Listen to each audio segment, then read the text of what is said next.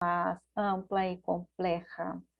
La pandemia nos ha traído más rigidez, la complejidad de la sociedad contemporánea y la necesidad de los que científicos sociales reconsideren la dicotomía naturaleza-cultura. E o que Bauman também nos advierte sobre isso, embora ele não pude presenciar esta pandemia, não, porque é muerto em 2017.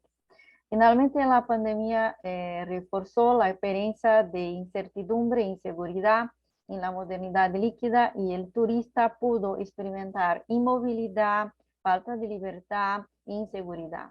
En la reorganización de la actividad turística, al igual que varios otros segmentos de mercado, el turismo, mientras que la actividad económica se está reorganizando cada vez más debido a las tecnologías de la información hacia el turismo digital. La pandemia también ha fortalecido el avance del uso de las tecnologías digitales en el ámbito público y privado, aspectos que cada vez más nos alertan sobre temas de seguridad versus libertad, un tema abordado también por Bauman a lo largo de sus obras. El autor nos muestra el tipo de vigilancia a que nos enfrentamos en la modernidad líquida y cómo se manifiesta de manera fuerte en los viajes. Por lo tanto, la relación entre extraños nativos, turistas, no turistas, también debe considerarse no solo como categorías relativas basadas en la movilidad de ir o quedarse, sino también en cómo estas relaciones están sutilmente a merced de diversos mecanismos de vigilancia. Pero eso es un asunto para otro momento. Concluyo esta reflexión con la percepción de la necesidad en este mundo de creciente incertidumbre y ambivalencia de fortalecer un turismo más acogedor en los diferentes sentidos de la hospitalidad, no solo como un fortalecimiento de las experiencias individuales, sino también como un rescate del sentido de comunidad. Muchas gracias.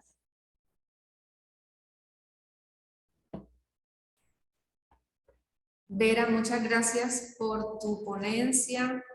Bueno, la doctora Dávila, que estuvo sesionando desde esta mañana, tuvo que salir.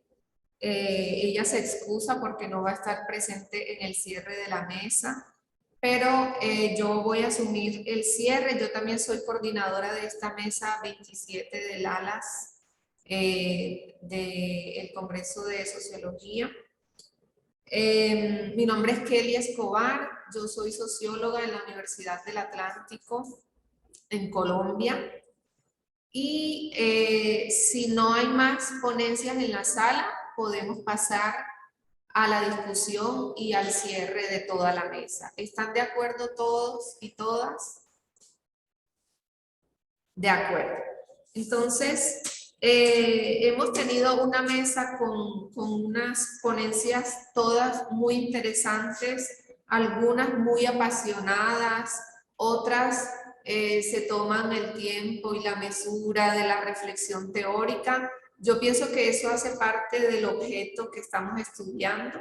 Estamos estudiando un objeto que tiene muchas aristas, que se relaciona con muchas disciplinas y que pone sobre la mesa a un grupo, a diferentes grupos de actores y de intereses, y además muchas tendencias y muchos intereses, todo lo que tiene que ver con el turismo. Si nosotros quisiéramos resumir nuestra mesa de trabajo, podríamos decir en parte que es una mesa de sociología del no turismo, porque ha sido una mesa muy crítica con relación a el desarrollo de esta industria, a los impactos que genera y a las necesidades de transformación en la práctica como industria y como fenómeno social. Bien, pero antes de cerrar, yo creo que nos tenemos que dar un tiempo para discutir estas ponencias. Han sido 5 ponencias. Han sido 6 ponencias que podemos discutir. Entonces, yo quiero abrir un poco el espacio para que ustedes lancen sus preguntas Yo quiero también lanzar una pregunta a Luisa y una a Vera. Por el lado de Luisa, sobre todo una recomendación. Yo en este momento estoy dirigiendo una monografía de pregrado de la Universidad Externado de Colombia y ellos, esos estudiantes, ese es el pregrado en administración de empresas turísticas, ellos trabajan específicamente sobre la explotación sexual de niños, niñas y adolescentes en Cartagena. Entonces, creo que ese es un elemento que es muy delicado cuando hablamos de turismo sexual. Su panel de asesores les han recomendado a ellos no utilizar el término turismo sexual porque se incluyen un montón de elementos que quizás haya que separar. Por ejemplo, ese de la explotación sexual de niños, niños y adolescentes para el caso de Cartagena, que puede ser, si vemos las cifras, de verdad puede ser trágico cuando uno revisa las cifras de eso.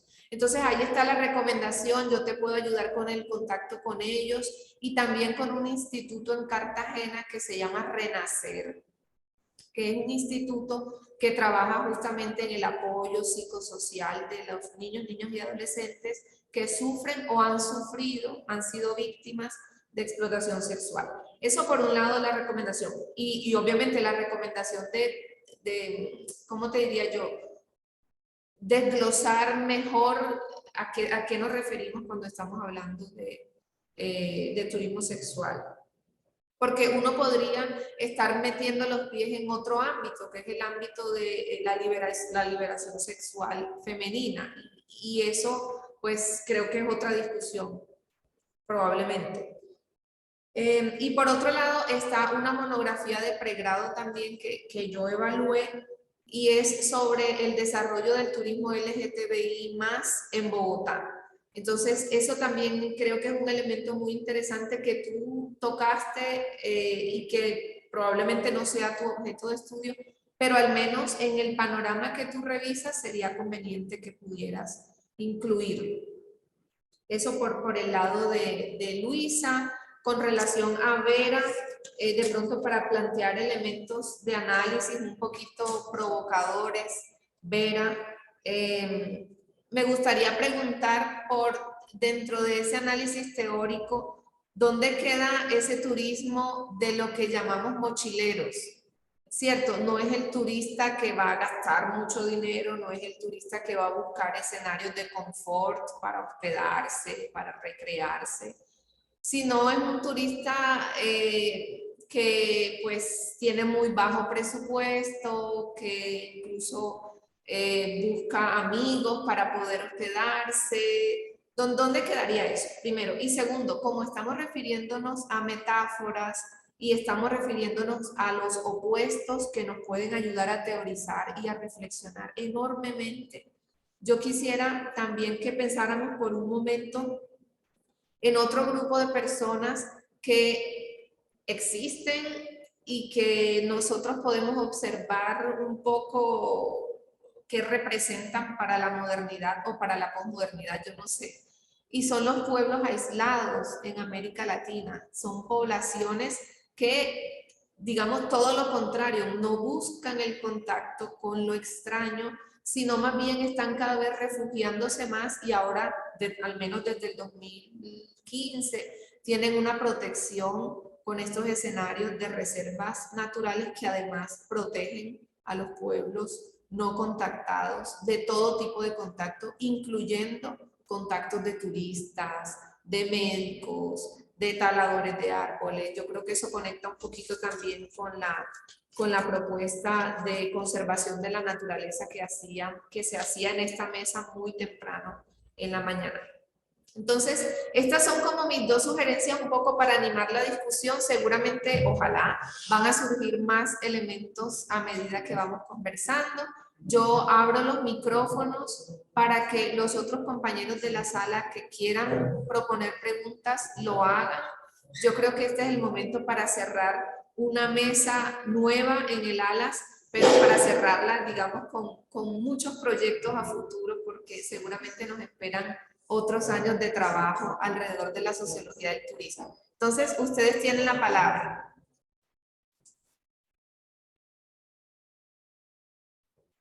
Pues a mí me gustaría tal vez responder al comentario porque me parece muy importante y es algo pues que evidentemente ha salido dentro de la literatura que he revisado y todo, y por eso pues justo también por el tiempo creo que es algo que no alcancé a abordar con profundidad, como que intenté dar esbozos de cada parte, pero pues esto sí es algo que me parece importante precisar. Y es que sí, efectivamente pues es un concepto que está muy en disputa. Hay autoras, por ejemplo, como Sheila Jeffries, que fue de las primeras que, pues, que habló sobre turismo sexual en general, que dice que no se debe hablar de turismo sexual, sino turismo de prostitución o explotación sexual en contextos turísticos. Eh, yo lo que busqué, y yo, o sea, y me parece que tiene mucho valor, pero yo lo que, como me estoy centrando en el concepto de mercantilización, hasta ahora, pues que obviamente es algo que está sujeto a cambios, he elegido pues como hacer uso del término de turismo sexual, pues siguiendo también a otras autoras que lo que plantean es que esto involucra una serie de prácticas sexuales diversas y que lo que debemos precisar es a qué prácticas nos estamos refiriendo. Pero que en general, pues, o como lo veo yo, esto alude a un tipo de turismo o a unas prácticas turísticas en las cuales los cuerpos de las personas locales, de los lugares a donde después se dirigen los turistas, son también un atractivo turístico dentro de la experiencia del turismo. Y esto involucra pues prácticas que son legales y prácticas que son ilegales y que pues son violaciones a los derechos humanos como pues con la explotación sexual de niños, niñas y adolescentes, que efectivamente pues no es el tema que yo estoy tratando porque pues considero que es un tema muy delicado y para el cual no tengo yo tampoco el alcance de investigar pues. Y porque me interesa también ver cómo estas formas en las que se mercantiliza el cuerpo, pues viéndolo desde esa perspectiva del intercambio, no solo no solo responden pues a actividades ilegales, sino también actividades completamente legales, como por ejemplo esas relaciones, el hecho de ir a una ciudad en específico a buscar una esposa, por ejemplo, que eso como tal sí raya, está cerca, pues y puede haber matices, pero no es trata de personas, por ejemplo, que existe pues un tipo de trata de personas que es con matrimonios, pero este no en específico lo es.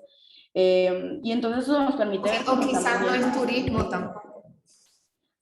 puede ser que no sea turismo, pero también es esa movilización. Bueno, también es qué estamos entendiendo por turismo, porque según, o sea, bueno, por lo menos los autores que yo he utilizado para esto, lo que me permiten ver es que turismo es como una estancia no muy prolongada en lugares. O sea, una estancia en la que una persona está de un periodo determinado, pues y vuelve a salir. Pero también incluso se podría ampliar, porque no solamente estamos hablando, como ya dijeron anteriormente, de turismo, sino de personas que se mudan de un lugar a otro. Entonces, o sea, hay una línea. En ese caso, turismo residencial. Exacto, sí, y es una cosa ya, o sea, como que se vuelve mucho más amplia, ¿no?